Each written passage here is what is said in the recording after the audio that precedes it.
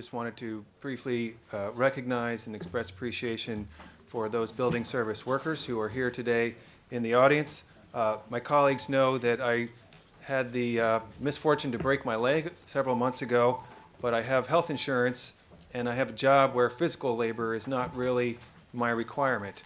And I think we should be mindful of those who perform physical labor and who have challenges getting health insurance.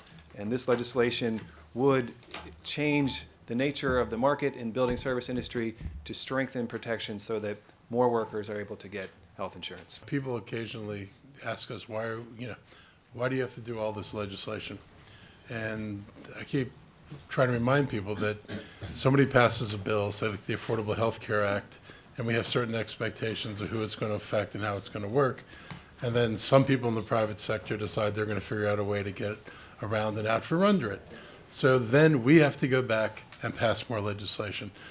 With council, just had a recent experience with the cab industry.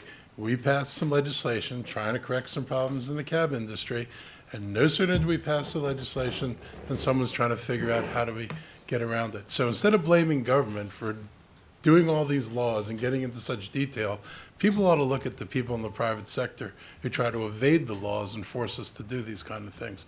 So I'm happy to be doing this. I just wish people respected what was being attempted with the Health Care Act and looked at that as the good thing for this country that it could be and didn't put us through this.